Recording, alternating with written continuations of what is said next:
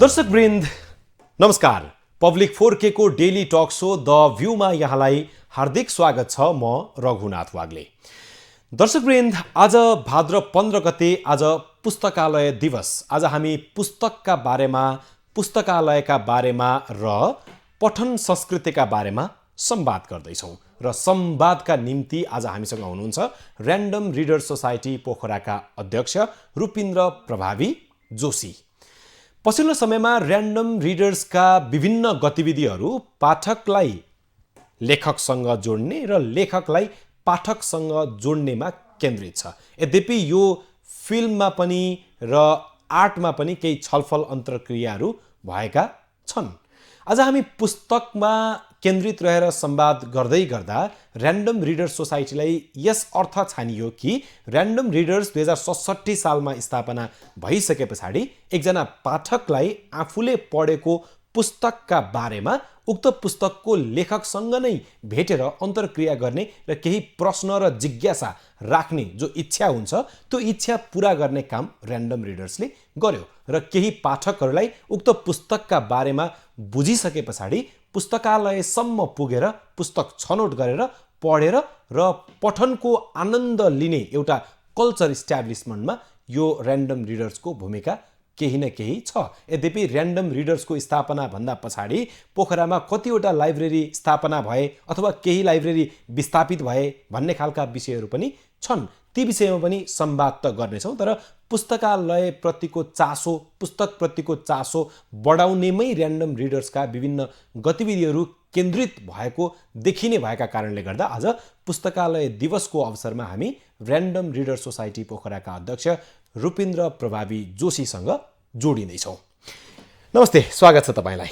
धेरै धेरै धन्यवाद छ यहाँलाई। सबैभन्दा पहिला तपाईँलाई म तपाईँको परिचयमै केन्द्रित रहेर संवाद गर्छु। केही समय अगाडि तपाईँलाई हामी रुपिन्द्र प्रभावी कटु भनेर सुन्थ्यौँ। आजभोलि यो पछाडिको साहित्यिक नाम हो कि तपाईँलाई मन परेको नाम हो? यो तपाईँ आफै भन्नुहोस्, यो कटु चाहिँ किन छोड्नुभयो? यो सुरुमै रमाइलो प्रसङ्गबाट यहाँले आजको कुराकानी सुरु गर्नुभयो। मेरै प्रसङ्ग आएको हुनाले पनि मलाई विशेष धन्यवाद दिन मन लागिराखेको छ। तपाईँलाई विशेष धन्यवाद छ। जीवनमा मान्छेहरू भावुकताको शिखरमा उक्लिराखेका हुन्छन्। एउटा भनाइ पनि छ, जीवनमा कवि नहुने कोही पनि हुँदैन भन्ने पनि छ। त्यही सिलसिलामा हामीले पनि विद्यार्थी कालमै हामीले यस अर्थमा भनिराखेको छु कि हाम्रो एउटा सर्कल थियो गाउँमा, साहित्यलाई अलिकति मन पराउने, रेडियो सुन्न मन पराउने, अरू सञ्चारका माध्यमहरू हामीसँग उपलब्ध थिएनन् त्यतिखेर। रेडियो नै हाम्रो सबै कुरा थियो। रेडियोमा चिठी पठाउने, फरमाइसहरू पठाउने, रेडियोमा नाम बजाउने एउटा भोकका कारणले हामीले आफ्ना फरक फरक खालका नामहरू प्रयोग गर्ने गर्थ्यौँ। एउटै चिठीमा पनि आफ्नै नामलाई फरक फरक ढङ्गले लेख्ने गर्थ्यौँ। मैले नै 5-7वटा नामहरू प्रयोग गरेँ होला जीवनमा। ती मध्येको कटु पनि एउटा थियो र मैले लामो समयसम्म रुपिन्द्र प्रभावी कटु भनेर साहित्य सिर्जनामा कलम चलाएँ र अहिले पनि धेरै साथीहरूले कटु भनेरै चिन्नुहुन्छ। तर मैले छोडिहालेको पनि होइन र केही अग्रजहरूको सुझावका आधारमा, उहाँहरूको एक खालको सप्रेम आत्मीयताका आधारमा मैले त्यसलाई अलिकति अब छोडे पनि हुन्छ कि जस्तो पनि लागेर अहिले रुपिन्द्र प्रभावी मात्रै लेख्ने गरेको छु। रुपिन्द्र प्रभावी आफैमा काफी छ उपनामका लागि, किन कटु झुन्ड्याउनु पर्यो भन्ने खालको धेरै अग्रजहरूको, मेरा समकालीन साथीहरूको पनि सुझाव भएको हुनाले। तपाईँले कटु छोडिसक्नुभयो, छोड्नुभयो भन्दा नि लेख्न छोड्नुभयो। हजुर हजुर। अब यो छोडिसकेको शब्दको अर्थ सोध्न कति सान्दर्भिक हुन्छ मलाई थाहा छैन। यसको अर्थ चाहिँ के हो? कटु भनेको के हो? अर्थ चाहिँ अब सामान्यतया कटु सत्य भन्नेमा धेरै प्रयोग हुन्छ, तर कटु भनेको अप्रिय, तितो भन्ने हुन्छ। र मलाई साथीहरूले, अग्रजहरूले भन्ने पनि त्यही नै हो कि तपाईँ रुपिन्द्र प्रभावी कटु होइन मधु हो भन्ने ढङ्गले। केही अग्रजहरूले त मेरा बारेमा लेख्दाखेरि त्यसरी पनि लेख्नुभयो र उहाँहरूले नै भनेपछि, त्यतिको विद्वत वर्गले भनिसकेपछि हो कि क्या हो जस्तो पनि मलाई पनि लाग्यो। किनभने एउटा मैले यो 6-7 कक्षामा पढ्दाखेरि प्रयोग गरेको नाम थियो। त्यो हिसाबले हेर्दाखेरि हुन त मेरो प्रभावी पनि मैले पछि थपेको नाम हो। मैले 7 कक्षामा पढ्दाखेरि अलिअलि सिर्जनातिर लहसिएपछि प्रयोग गरेको नाम थियो। मेरो रुपिन्द्र जोशी मात्रै थियो वास्तविक नाम। पछि मैले रुपिन्द्र प्रभावी लेख्न थालेँ र रुपिन्द्र प्रभावी जोशी लेख्न थालेँ। पछि रुपिन्द्र प्रभावी कटु लेख्न थालेँ र मैले 9 कक्षामा पढ्दाखेरि हामीले जुन रजिस्ट्रेसन फारम भर्छौँ त्यहाँ पनि मेरो आधिकारिक नामकै रूपमा मैले रुपिन्द्र प्रभावी जोशी दर्ज गरेँ र आजका दिनसम्म मेरो आधिकारिक रूपमा सर्टिफिकेटमा जहाँ आधिकारिक डकुमेन्ट प्रयोग गर्नुपर्छ त्यहाँ चाहिँ रुपिन्द्र प्रभावी जोशी छ। तपाईँ शिक्षण पेसामा हुनुहुन्छ। हजुर हजुर। तपाईँलाई विद्यार्थीहरूले शिक्षक साथीहरूले रुपिन्द्र सर बढी भन्नुहुन्छ कि प्रभावी सर बढी भन्नुहुन्छ कि कटु नै छोडेका छैनन् कि? अब यो सन्दर्भ चाहिँ के छ भने अहिले म जहाँ छु त्यहाँ चाहिँ धेरै विद्यार्थीलाई मेरो नाम रुपिन्द्र प्रभावी कटु हो भन्ने कुरा धेरैलाई थाहा छैन, कमलाई थाहा छ। केही रुचि राख्ने भाइ बहिनीहरूलाई थाहा छ। हेड सर मात्रै भन्छन्। हेड सर भन्ने अनि रुपिन्द्र सर नै प्राय रुपिन्द्र सर नै भन्छन्। र त्योभन्दा अगाडि मैले जति पनि पढाएँ विद्यालयहरू त्यहाँ चाहिँ धेरैले कटु सर, अझ त्यसलाई बिगारेर पनि कट्टु सर पनि भन्ने गर्थे। रमाइलो प्रसङ्गहरू छन् नामका सन्दर्भमा। कतिपय साथीहरूले पनि अग्रजहरूले पनि जिस्क्याउँदाखेरि पनि यसलाई अलिकति बिगारेर प्रयोग गरिदिँदाखेरि पनि त्यो तपाईँले अहिले भर्खर भन्नुभएको शब्द हजुर धेरै विद्यार्थीहरूलाई भेट्नुपर्ने। विद्यार्थीहरू त सबै मेच्योर्ड एजमा पुगिसकेका हुँदैनन्। हजुर। त्यो कटुको बिचमा आधा ट थपेर धेरै बोलाइदिन्छन् भन्ने डरले पनि हो यो नाम छोड्नु भए? त्यो डर त होइन मलाई वास्तवमा। त्यो पनि मलाई प्रिय नै लाग्थ्यो, किनभने जे भए पनि मलाई अहिले पनि कतिपय पोखरा बाहिरका मेरो वरिपरि भन्दा अलि टाढाका अग्रजहरूले चाहिँ म रुपिन्द्र प्रभावी भनेर मेरो परिचय दिएँ भने कट्टु भनेर सोध्नुहुन्छ। त्यसो हुँदाखेरि जसको मनमा, जिब्रोमा, मुखमा झुन्डिन मेरो नाम सफल भएको रहेछ भन्ने ढङ्गले म त्यसलाई सकारात्मक रूपमा नै लिइराखेको हुन्छु। हस्, अब म ऱ्यान्डम रिडर्सतर्फ प्रवेश गर्छु। हजुर। अब आज पुस्तकालय दिवसको दिन हामी यो पुस्तककै बारेमा धेरै समीक्षा छलफल गर्ने संस्था, त्यसको तपाईँ अध्यक्ष। हजुर। बिचमा हरायो नि यो संस्था। ऱ्यान्डम रिडर्स अलि पहिला सुनिन्थ्यो, बिचमा 1-2 वर्ष अलिक गतिविधिहरू गरेको देखिएन। कहाँ थियो? तपाईँ त संस्थापक सदस्य पनि हो। हामीले यो विक्रमसम्म 2067 सालदेखि यो संस्थालाई जन्म दिएका हौँ। स्थापना कालदेखि नै म यो संस्थासँग आबद्ध भएको नाताले यसको पृष्ठभूमि के हो भने पोखरामा थुप्रै साहित्यिक वाङ्मयिक सङ्घ संस्थाहरू थिए र छन्। अझ भन्ने भने साहित्यिक हिसाबले भन्ने हो भने विधागत संस्थाहरू नै थिए र छन्। त्यो सन्दर्भमा साहित्य सिर्जनाका लागि उत्प्रेरणा दिने, नयाँ पुस्तालाई डोर्याउने, सिर्जनाका विभिन्न गतिविधिहरू हुने, वाचनदेखि समीक्षा छलफलसम्म हुने, सङ्गत गर्न पाइने थुप्रै सङ्घ संस्थाहरू थिए।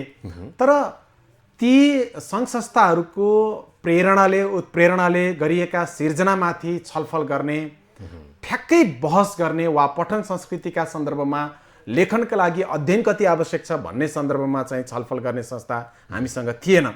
अब त्यस्तो खालको एउटा संस्था बनाऊ भन्ने हिसाबले राजेन्द्र चापागाई आहतको अध्यक्षतामा, गणेश पौडेल लगायतको सक्रियतामा हामीले random reader society of Nepal भनेर त्यतिखेर गठन गऱ्यौँ र त्यसले अत्यन्त राम्रो उचाइ पनि प्राप्त गरेको थियो। यहाँले भन्नुभएको एकदमै सत्य हो। ऱ्यान्डममा म आबद्ध छु भन्दाखेरि, ऱ्यान्डमको कार्यक्रममा म जान्छु मात्रै भन्दाखेरि पनि एक खालको बौद्धिक सर्कलमा हेर्ने दृष्टिकोण चाहिँ अलिक सकारात्मक बन्ने अवस्था थियो।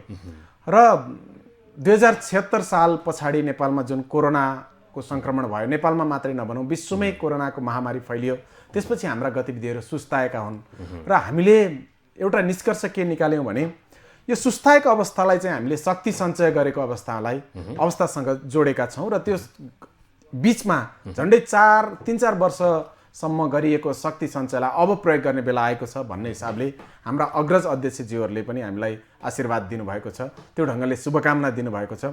त्यस हिसाबले हेर्दाखेरि अब फेरि पनि संस्थालाई हामी कम्तीमा पनि पहिलेको उचाइमा पुर्याउन सक्छौँ र अग्रज र अनुज अथवा समकालीन सबै लेखक पाठकहरूलाई हामी त्यो संस्थासँग जोडेर पठन संस्कृतिको विकासका लागि केही न केही योगदान गर्न सक्छौँ वा त्यो संस्कृतिलाई अझ उचाइमा पुर्याउन सक्छौँ कि भन्ने चाहिँ हामीलाई लागिराखेको छ। हस्, अब यो ऱ्यान्डम रिडर्स चाहिँ एउटा बौद्धिक सर्कलको नै त्यहाँ अब सहभागिता छ।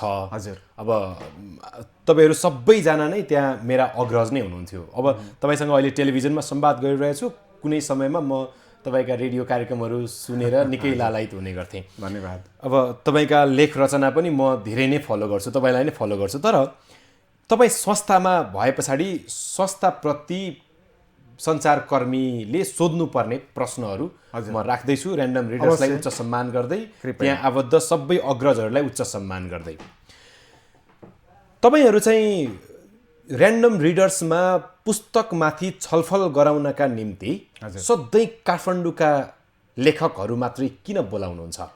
पोखरामा वाङ्मयका संस्थाहरू छन् भनेर भन्ने, अनि यहाँ चाहिँ लेखकहरू छैनन्, यहाँका लेखकहरू डिजर्भिङ क्यान्डिडेट होइनन् त्यो पुस्तकको समीक्षा गर्नका निम्ति?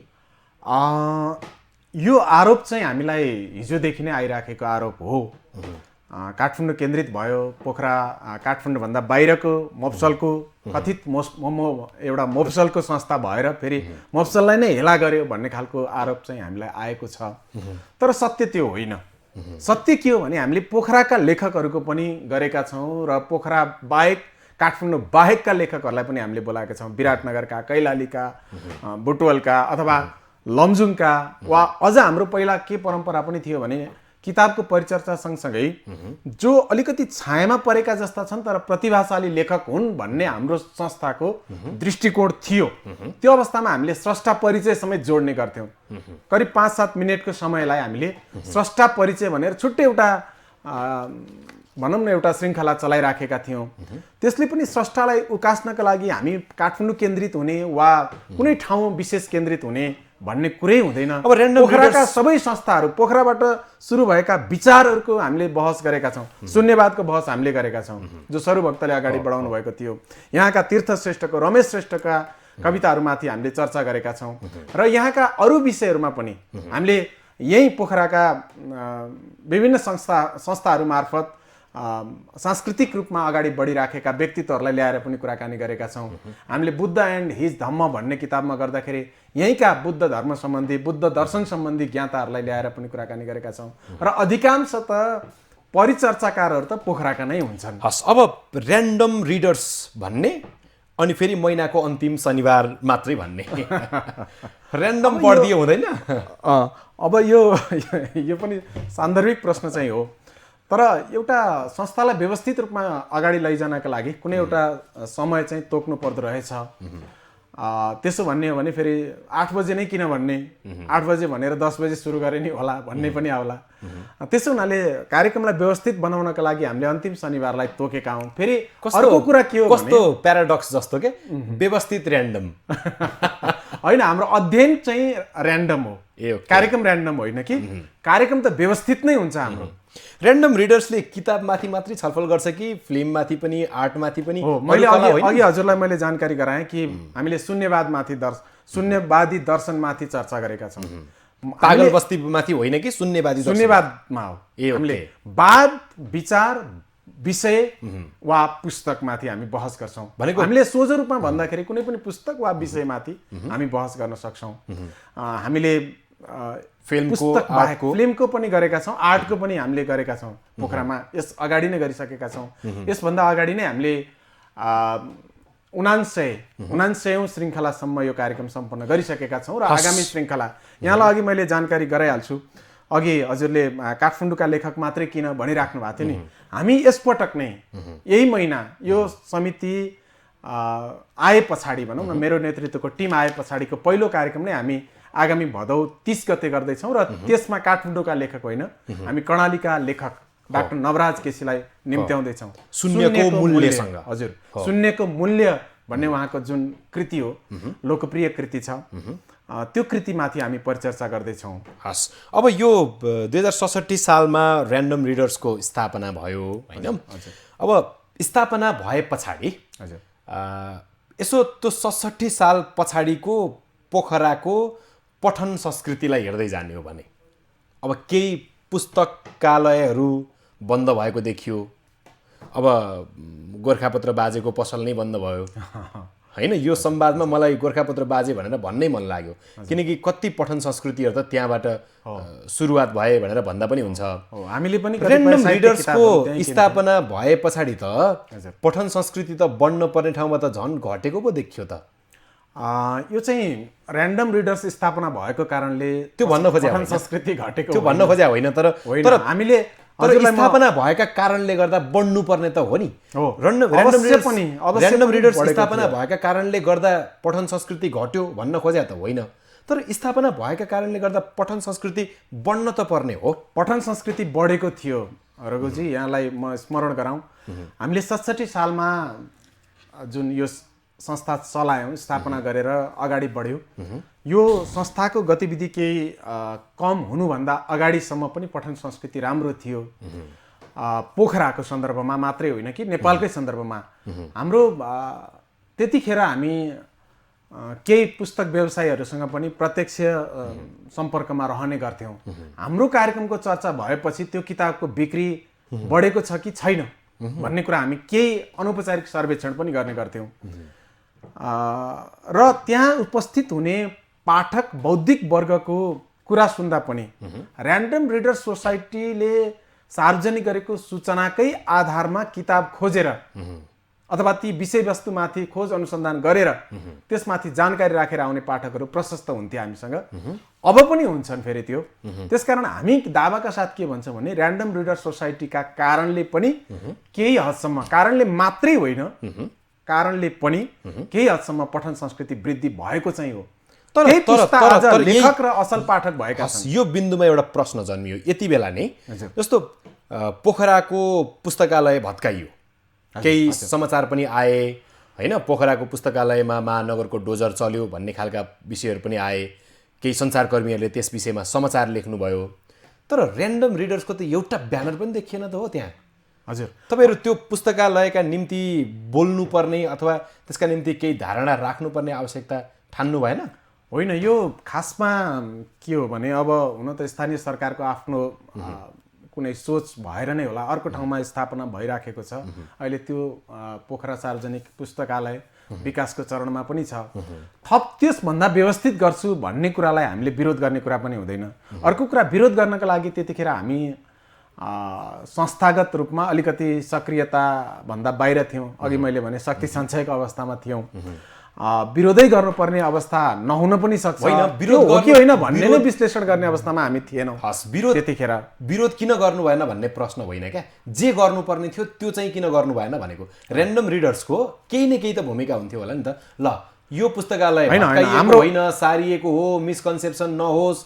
भनेर भन्नुपर्ने जिम्मेवारी भए पनि त र्यान्डम रिडर्सको हुनुपर्ने हो नि त केही न केही जे भए पनि सहभागिता त हुनुपर्ने होइन र हो होइन त्यसलाई चाहिँ अब अहिले महानगरको व्यवस्थापनमा पोखरा सार्वजनिक पुस्तकालय अमेरिकन कर्नर दुईटैलाई व्यवस्थित गरिएको अवस्था छ गरिँदैछ र अब मैले अघि भने त्यतिखेर हाम्रो संस्थागत रूपमा हामीले छलफल गर्ने अवस्था पनि थिएन तत्कालीन कार्य समितिका साथीहरू कोही कता पनि थियौँ यसरी हामी एकजुट भएको अवस्था पनि थिएन त्यो हिसाबले आधिकारिक रूपमा संस्थागत रूपमा हामीले केही भन्न सक्ने अवस्था त थिएन तर व्यक्तिगत रूपमा हाम्रो संस्थासँग आबद्ध व्यक्तित्वहरूले त्यस सम्बन्धमा आवाज उठाएकै हुन् हामीले पनि उठाएकै थियौँ विभिन्न माध्यमबाट कति फेसबुकमा मात्रै लेख्नुपर्छ भन्ने पनि होइन कतिपय माध्यमबाट हामीले त्यो कुरालाई उठान गरेका थियौँ जहाँ भए पनि व्यवस्थित लाइब्रेरी चाहिँ हुनुपर्छ लाइब्रेरी मास्ने खेल हो भने हामी त्यसका विरुद्धमा लाग्छौँ भनेर त भनेकै थियौँ अब तपाईँहरू पुस्तकालय मास्ने कुरामा हामी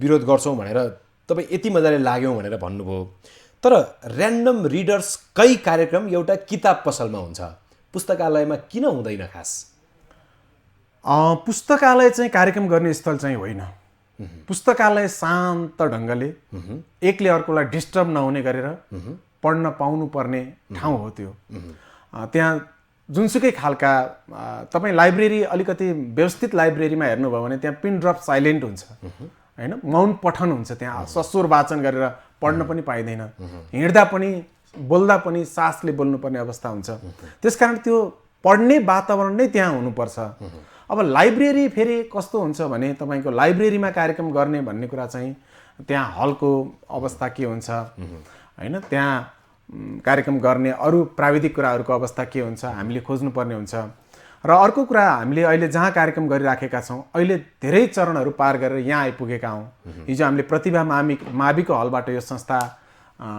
गठनका लागि भेला आयोजना गरेर अगाडि बढेका थियौँ। र अर्को कुरा हाम्रो यो सामाजिक संस्था हो, गैर नाफामूलक संस्था हो। हामीसँग त्यस्तो नियमित रूपमा आर्थिक स्रोत केही पनि छैन। हामीले कस्तो हजुरलाई मैले जानकारी गराएँ, आम दर्शकहरूलाई पनि यो अलिकति नौलो पनि लाग्ला। हामीले कार्यक्रमको सुरुमा के गर्थ्यौँ भने त्यहाँ आउने पाठकहरूसँग, कार्यक्रममा सहभागीहरूसँग 50 रुपियाँ खाजा शुल्क लिएर कार्यक्रम सञ्चालन गर्थ्यौँ के।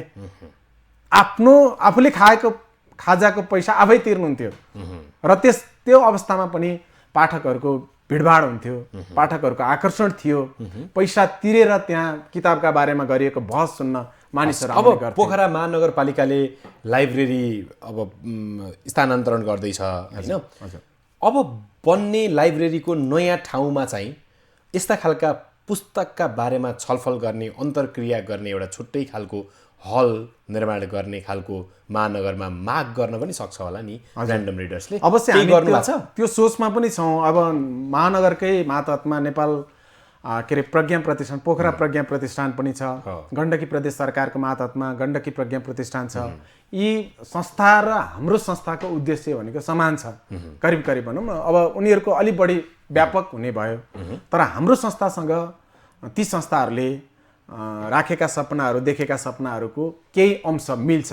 त्यसकारण हामी सहकार्य गर्ने भन्ने नै सोच छ। संस्था भर्खरै पुनर्गठन भएको छ। हाम्रा केही सपनाहरू, पुराना सपनाहरू छन्, तिनीहरूलाई पनि हामीले कार्यान्वयन गर्नुपर्ने अवस्था छ भने यी महानगर स्थानीय सरकारहरूसँग मिलेर पठन संस्कृतिको विकासका लागि हामी के गर्न सकिन्छ, हामी छलफल पक्कै पनि गर्छौँ, मिलेर अगाडि बढ्छौँ। अब एउटा रमाइलो प्रश्न गर्छु है तपाईँलाई। तपाईँ त अब यो स्थापना कालदेखि नै अब संस्थापक सदस्य हुनुहुन्छ। यो संस्था जन्माउने बेलामा तपाईँको पनि सक्रिय सहभागिता त्यो छलफलमा थियो।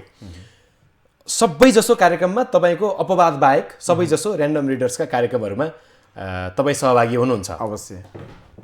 मैले एउटा दुईटा म आफू सहभागी भएको, मैले एउटा दुईटा हेरेको कार्यक्रमका आधारमा एउटा प्रश्न गर्छु। यो सबै सधैँ यस्तै थियो भन्न खोज्या त होइन, तर एउटा अजीबको मैले दृश्य चाहिँ के देखाएको थिएँ भने जस्तो एउटा पुस्तकमाथि छलफल भइराखेको छ अनि कोही एकजना सहभागी जुरुक्क उठेर प्रश्न राख्नुहुन्छ र उहाँले प्रश्न कहाँबाट सुरु गर्नुहुन्छ भने हुन त मैले यो पुस्तक पढेको छैन, तर यसको गाता हेर्दाखेरि, तर यसको कभर हेर्दाखेरि कस्तो लाग्छ भनेर 5 मिनटको प्रश्न सोधिदिनुहुन्छ। कस्ता पाठकहरूको बिचमा र्यान्डम रिडर्स छ, कस्ता मान्छेहरू सहभागीका रूपमा तपाईँले बोलाइरहनु भएको छ। अब यो सबै एकै प्रकारको हुँदैनन् पाठकहरू। यो तपाईँले इन्काउन्टर गर्नुभएको छ कि छैन? यस्तो हुन्छ कि हुँदैन? हामीले हाम्रो समितिको समीक्षात्मक बैठकमा पनि पटक पटक यो कुरा उठ्छ।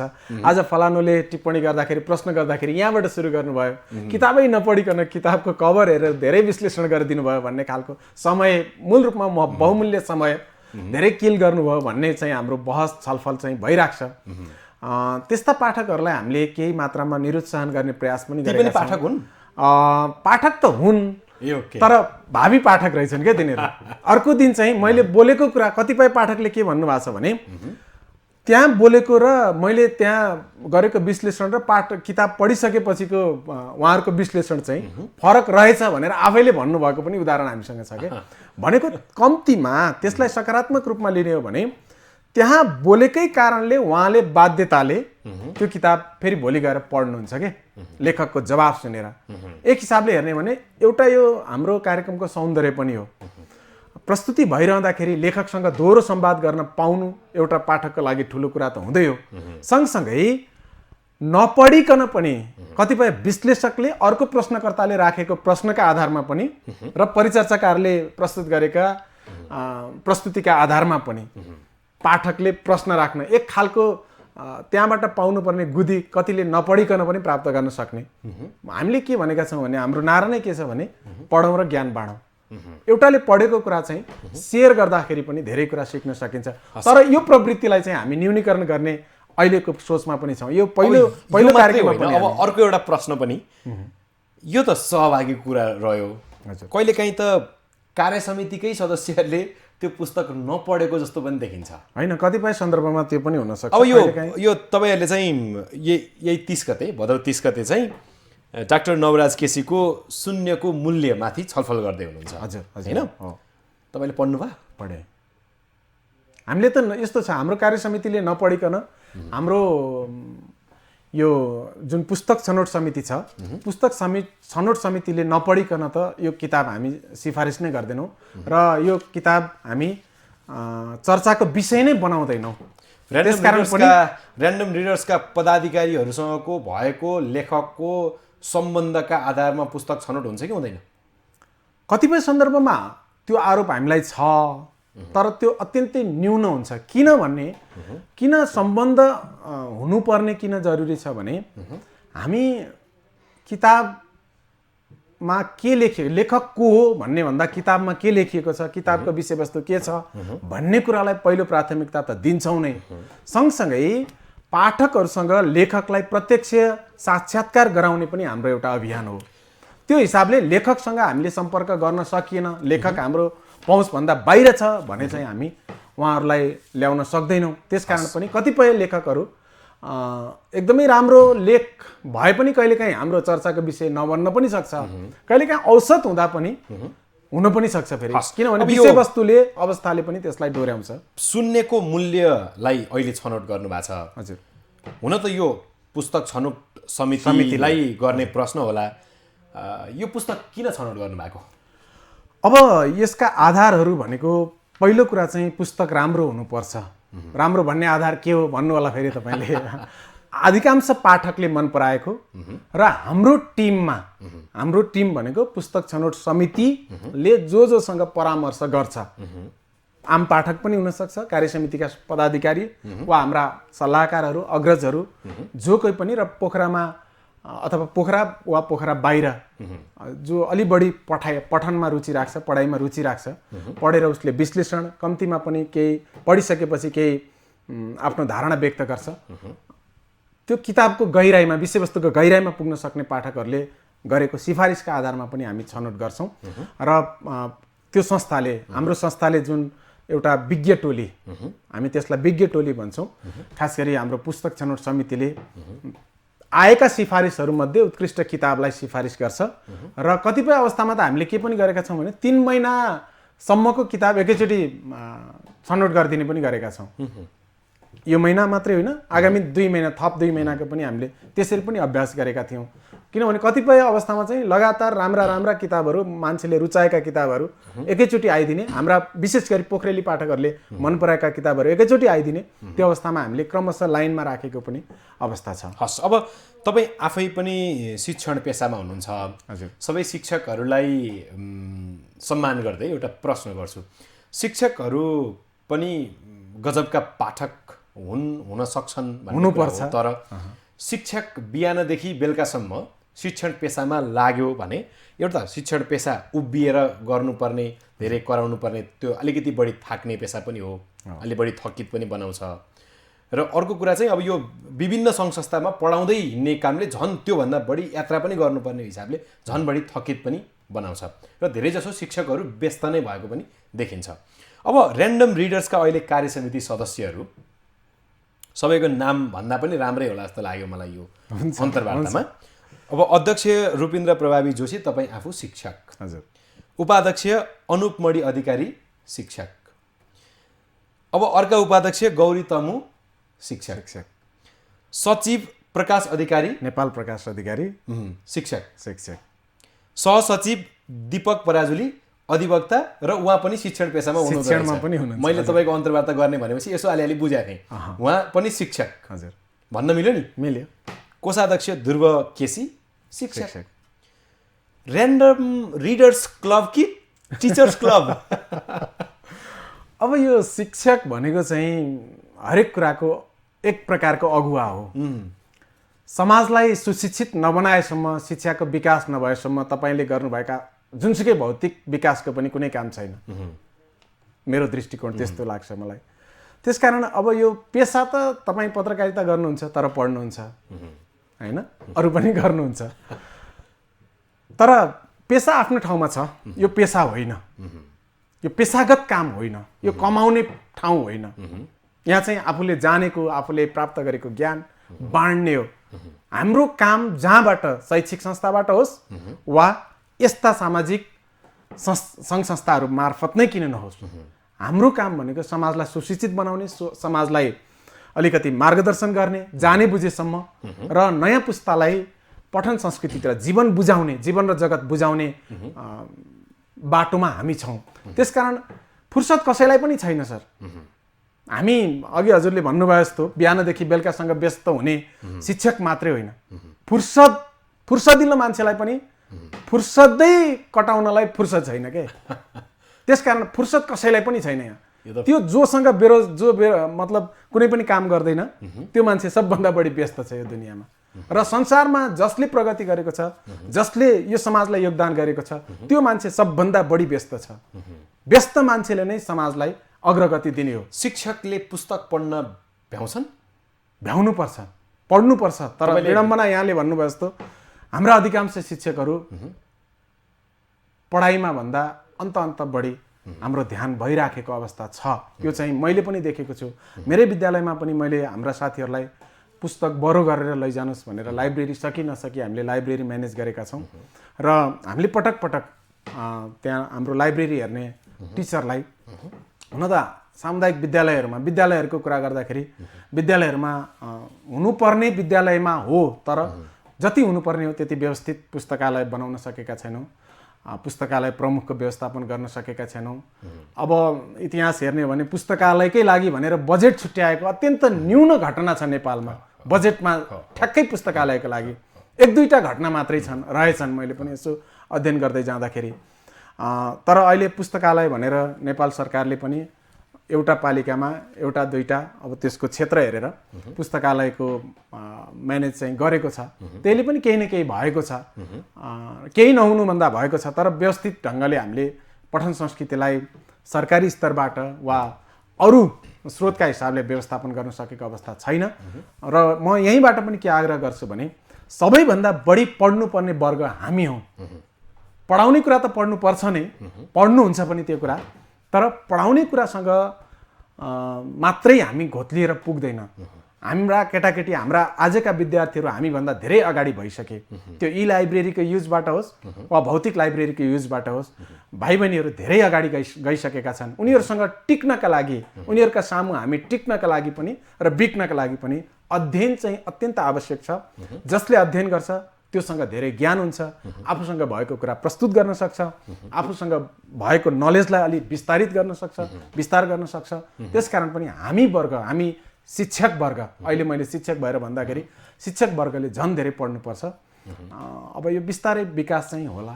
हस्, अब पछिल्लो समयमा पुस्तकालय चाहिँ सहरमा यो भौतिक हिसाबले विकास हुनुपर्छ कि ई लाइब्रेरी होइन? यो विकास चाहिँ दुइटै हुनुपर्छ जस्तो मलाई लाग्छ। म एक हिसाबले हेर्दा प्रविधिमा पनि अलिकति रुचि राख्ने र आफूले जानेको प्राविधिक ज्ञान शिक्षकहरूलाई पनि अलिअलि मौका पाउँदाखेरि सेयर गर्ने व्यक्ति हुँ।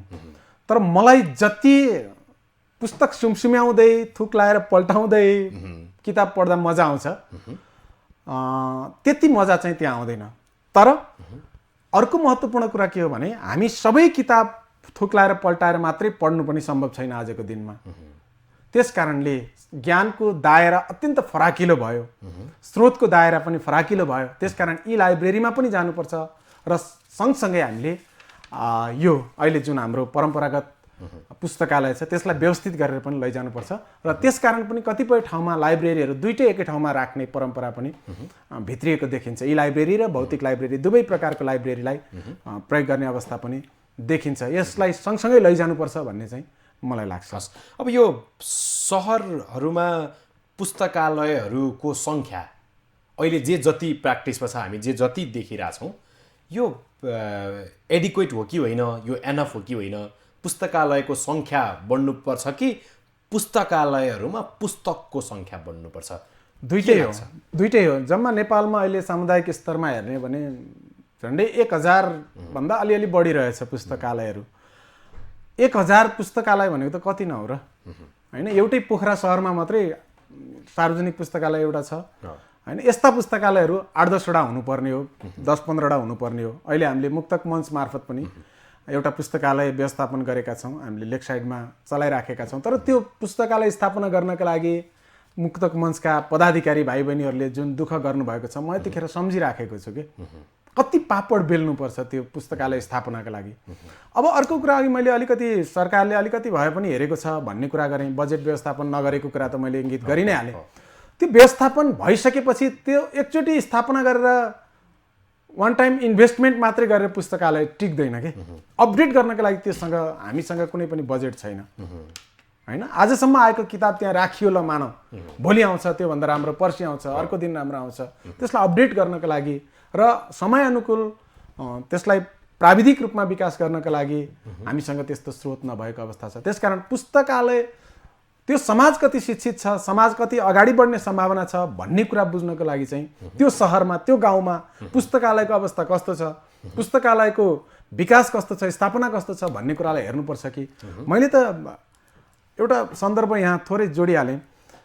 एकपटक कवि लेखकहरूलाई पोखराका एकजना तत्कालीन चुनावमा उम्मेदवारले एकजना बोलाउनु भएको थियो कि हामीलाई सुझाव लिनका लागि। त्यतिखेर मैले एउटा मात्रै सुझाव के दिएको थिएँ भने तपाईँको एजेन्डा चाहिँ बौद्धिक सर्कलमा जाने हो भने तपाईँले लाइब्रेरी स्थापना, एउटा गाउँमा एउटा लाइब्रेरी कम्तीमा स्थापना गर्छु भन्ने नारा बनाउनुहोस् भनेको थिएँ। तर उहाँहरूको त्यो कानमा त्यो पुग्दैन, किनभने ठ्याक्कै तुरुन्तै देखिँदैन नि त त्यसको। अब हामी ल बिस्तारै अन्त्यमा पनि छौँ। अब हामी यो आज यो पुस्तकालयका बारेमा संवाद गर्ने भने पछाडि मैले एउटा ओलिभर स्याक्स नाम गरेका राइटरले लेख्नुभएको एउटा एस्से पढेको थिएँ, अन लाइब्रेरिज भन्ने। हजुर, उहाँले चाहिँ आफ्नो जीवनकाल चाहिँ लाइब्रेरीभित्रै बितेको, लाइब्रेरीसँगै किताबहरूसँगै बित्यो र किताबसँगको प्रेम कस्तो हुन्छ भन्ने कुरा चाहिँ त्यो एस्सेमा उल्लेख गर्नुभएको थियो। खासमा चाहिँ अब तपाईँ शिक्षक पनि भएका कारणले गर्दा यो विद्यालयहरूमा अब उहाँले अर्को कुरा चाहिँ खास विद्यालयमा चाहिँ इन्टेलेक्चुअल फ्रिडम हुँदैन, केही सर्टेन बुक्सहरू मात्रै कोर्सका नाममा चाहिँ त्यही बुक पढ्नुपर्छ भनेर इम्पोज गरिन्छ भन्ने कुरालाई चाहिँ अलिकति काउन्टर गर्नुभएको थियो। खास अहिले हामीले यो विद्यालय शिक्षाका नाममा विद्यालयहरूले पनि विकास गरेका लाइब्रेरीहरू छन्, पुस्तकालयहरू छन्। त्यहाँ चाहिँ विद्यार्थीहरू हप्तामा एक दिन पुस्तकालयमा कम्तीमा एक दिन पुग्छन्, अरू दिन सबै त्यो कोर्सको बुकमा घोट्ने, नोट लेख्ने, त्यसैलाई टिचरले सोध्ने, अनि त्यो पुस्तकालयका पुस्तकबाट कुनै पनि प्रश्न परीक्षामा नआउने, अनि सबै त्यही कोर्स बुक झोलामा बोकेका पुस्तकहरूबाट मात्रै परीक्षामा एउटा दुईवटा प्रश्न आइदिने। अब ऱ्यान्डम रिडर्सले यी खालका पुस्तकहरूको बारेमा छलफल गरिरहँदा, पठन संस्कृति बढाउनुपर्छ भनेर कुरा गरिरहँदा प्रत्येक विद्यालयमा भएका पुस्तकालयका फ्री बुक्सहरूका माध्यमबाट पनि केही प्रश्नहरू परीक्षामा सोध्ने खालका केही रणनीतिहरू बनाउन सक्ने खालको आवाज उठाउने हो भने त अझै पठन संस्कृति बालबालिकाहरूमा पनि बढ्थ्यो होला। अब यो यस्तो छ, पहिलो कुरा त पढ्ने भनेको परीक्षाका लागि मात्रै होइन, 3 घन्टे परीक्षाका लागि मात्रै होइन। पढ्ने भनेको जीवन र जगतलाई बुझ्ने हो। जीवन र जगतलाई जसले बुझ्छ त्यो पास हुन्छ के। यो अन्तर्वार्ता यो भन्नुहुन्छ स्कुलमा गएर त्यही बच्चालाई त्यही झोला बोकेर त्यही किताब लिएर आइज किन भन्नुहुन्छ? त्यो त एउटा दायरामा बस्नुपर्छ। तपाईको विद्यालयका लाइब्रेरी, तपाईको विद्यालयमा लाइब्रेरीमा फ्री बुक्स कति छन्? विद्यार्थीले कति पढ्या छन्? तपाईको विद्यालयमा एउटा लाइब्रेरीमा बच्चा हप्तामा कति दिन जान पाउँछ? अब मेरो विद्यालयकै कुरा गर्दा त अब मेरो सन्दर्भमा त पाठ्यपुस्तक कोर्स रिलेटेड भन्दा अरू बाहिरी किताब धेरै छन्।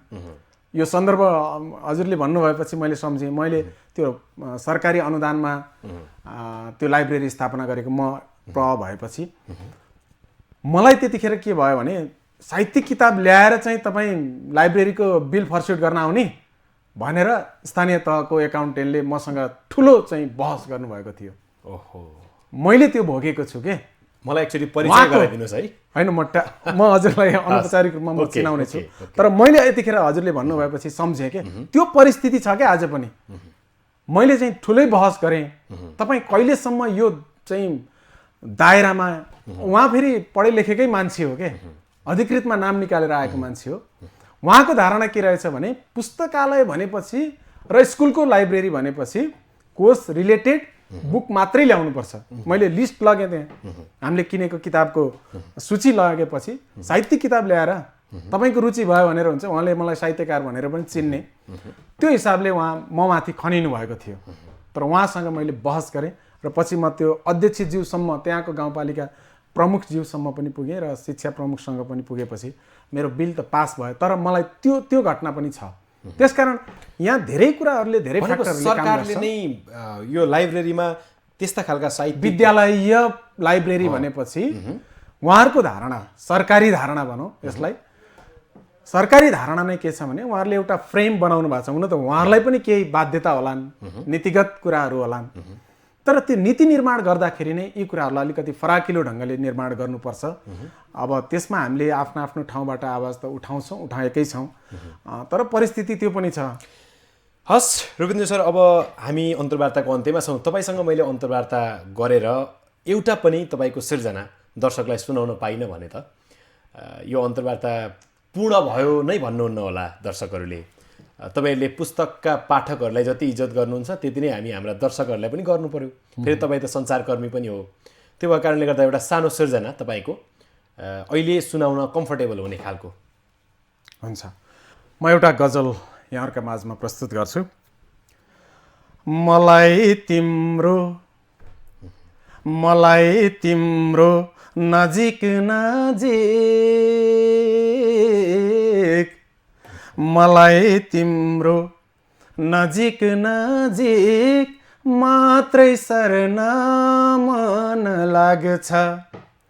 मलाई तिम्रो नजिक नजिक मात्रै सर्न मन लाग्छ। एकोहोरो तिमीलाई माया गर्न मन लाग्छ। मलाई तिम्रो नजिक नजिक मात्रै सर्न मन लाग्छ। के को लक्षण होला बरै, के को लक्षण होला बरै, के को लक्षण होला बरै, के को लक्षण होला बरै, रोगै हो कि लतै यस्तो, झुकी झुकी झुकी झुकी तिम्रै शरणमा पर्न मन लाग्छ। एकोहोरो तिमीलाई माया गर्न मन लाग्छ। अन्तिम शेर सुनाउँछु। सम्बन्धको किनारामा, सम्बन्धको किनारामा, सम्बन्धको किनारामा पाइला राखिसकेपछि, सम्बन्धको किनारामा पाइला राखिसकेपछि,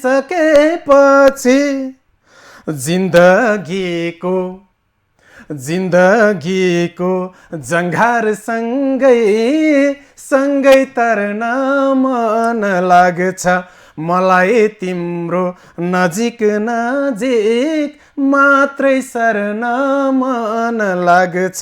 एकोहोरो तिमीलाई माया गर्न मन लाग्छ।